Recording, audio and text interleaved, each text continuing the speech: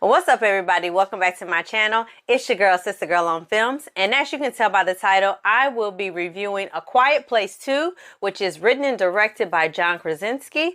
And it is the follow-up to the highly successful and very, very popular Quiet Place. So if you're interested in my views on this film, then stay right there. We're going to get right into this review. So enough of all that. Let's go ahead and get right to it. Let's go. Hey, Sister Girl on Films. You don't want to miss a thing. Better stay tuned in. So lay back, get into the vibe, in the mood. Real reviews from a sister's point of view. Trailer reactions, movies and TV. So entertaining and authentic, believe me. So roll that footage, I'm ready to chill. Time to hang out with my sister girl. Hey, Sister Girl on Films. Hey, Sister Girl on Films. Hey. So A Quiet Place 2 picks up right where the first one left off. We see that Evelyn and the kids are packing up and getting ready to leave the house, because if you saw the first one, then you know that a lot of things got destroyed, things were set ablaze, and really at this point the house is not safe for them to stay. So A Quiet Place 2 just basically follows not necessarily their journey to safety, but really what happens when they get outside the safety of their farmhouse and their town that they're so familiar with, and they go out to explore the rest of the county and the city that they live in, to try to seek help and see if there's other life out there, and just what can we really do in a situation that pretty much seems hopeless. For this review, I'm actually going to do spoilers after I give my overall review of it, because I got some things I got to say, honey, about A Quiet Place 2.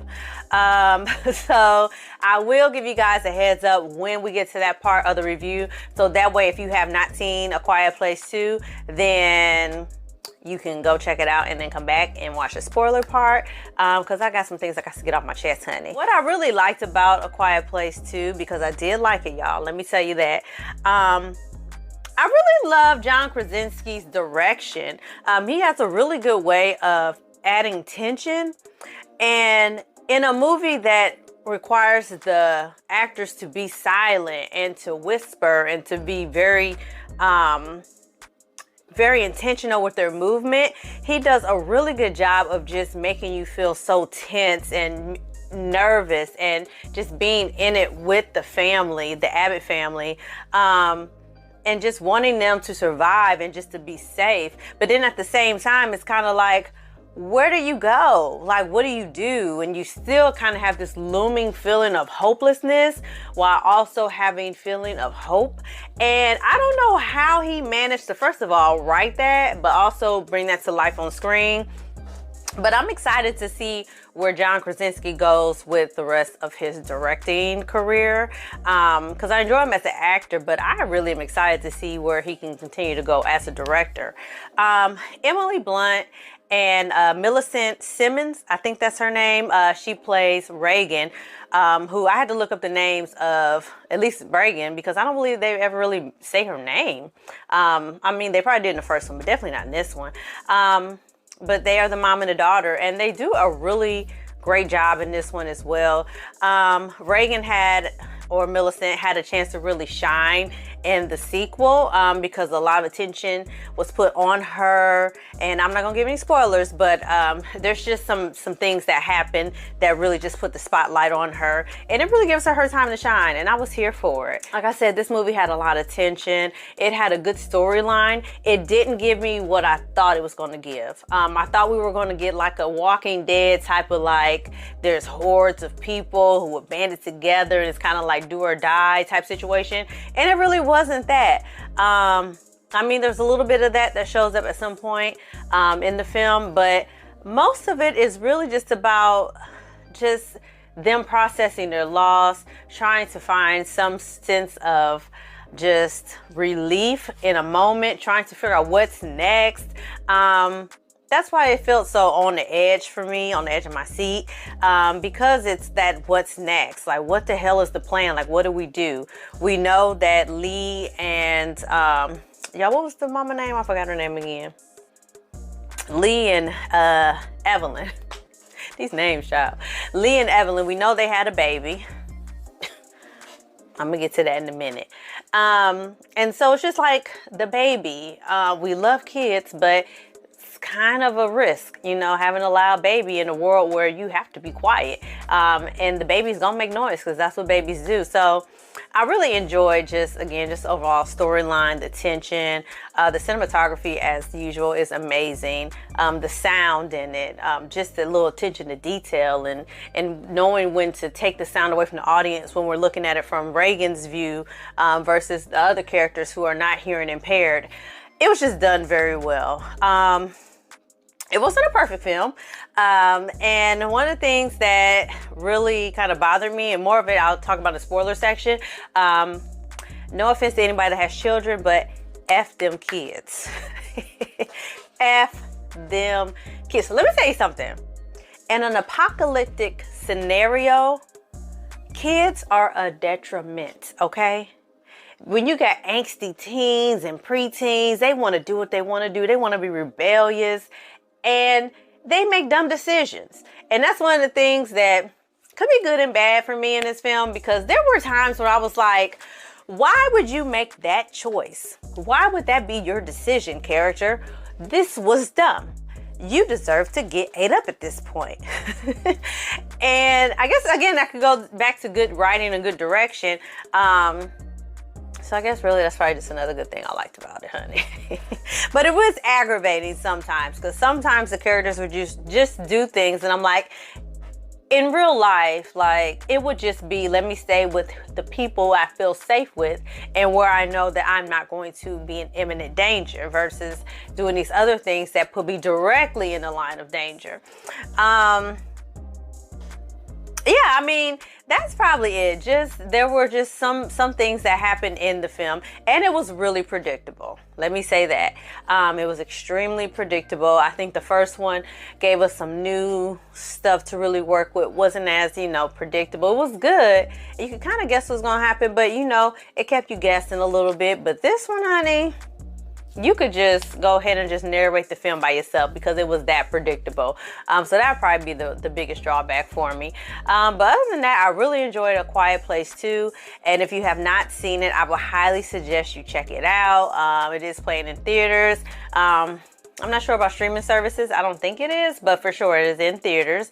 And I know most theaters are open in cities, so I would highly suggest you go check it out. It is a good time. You will be yelling at the screen. You will be having attitude, but you will thoroughly enjoy this film. So yeah, y'all. So let me know in the comments below if you saw A Quiet Place 2, what you thought about it. If you haven't seen it, if you plan to go check it out. And as always, y'all, like this video, share this video, subscribe to my channel. And for those of you that have seen it and want to hear my spoiler thoughts, stay right there. We're going to go ahead and get into these spoilers in 3, 2, 1. All right, y'all.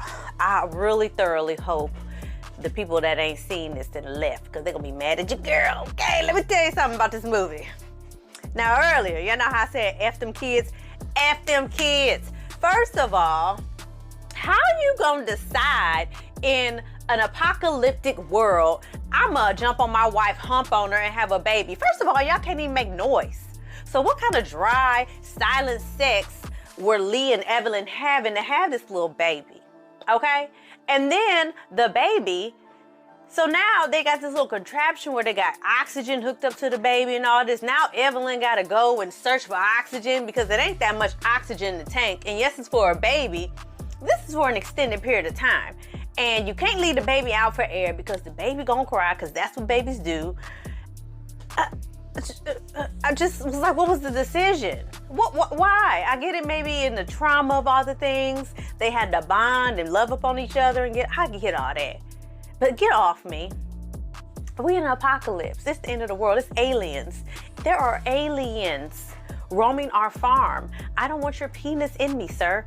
Get off me, okay? I feel like the human body should have some sort of survival technique where the body senses this type of danger. And so all your organs just shut down. Like you just got permanent flaccid penis. You got permanent dry vagina. Ain't no babies being made. I'm saying, y'all, that drove me crazy in the first one. And then And this one, the baby just was, I was like, if she make the decision just to leave this baby at this farm, I ain't gonna be mad at sis. I'm not gonna be mad at her. Then you gotta find a way to feed the baby. Y'all don't get me started. And then them damn kids. First of all, Reagan deciding her ass gonna be the savior of the world to find this island to get some help. Girl, if you don't set your ass down, she done got people jammed up. And then Evelyn is asking, I think his name was Philip, the friend, to go, you gotta go get her back. No, bitch, I don't. I actually truly do not have to.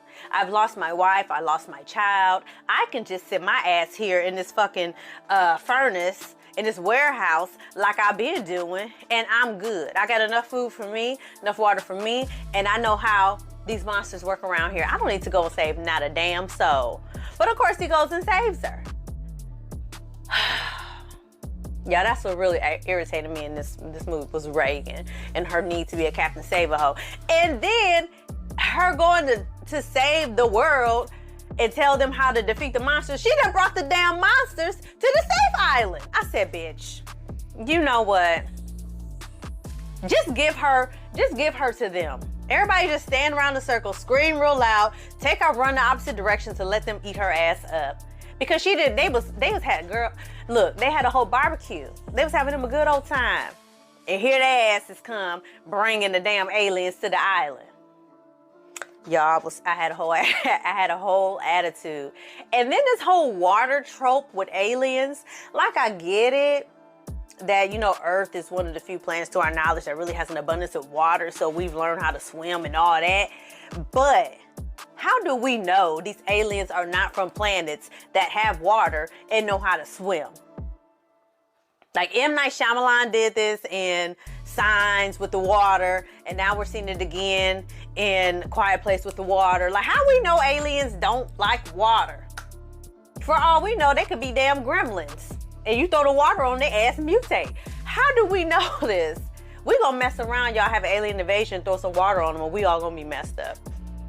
But yeah, y'all, that's all I had to say about my little spoiler review. My camera is cutting up. So let me know in the comments below what you thought about these spoilers. Don't spoil it for everybody else that hasn't seen it. And as always, y'all, like this video, share this video, subscribe to my channel, and I'm gonna see y'all next time for something else. Thank you so much for y'all support, and thank you to all my new subscribers, and I'm gonna see y'all next time. Holla. Hey, sister girl on films. Hey.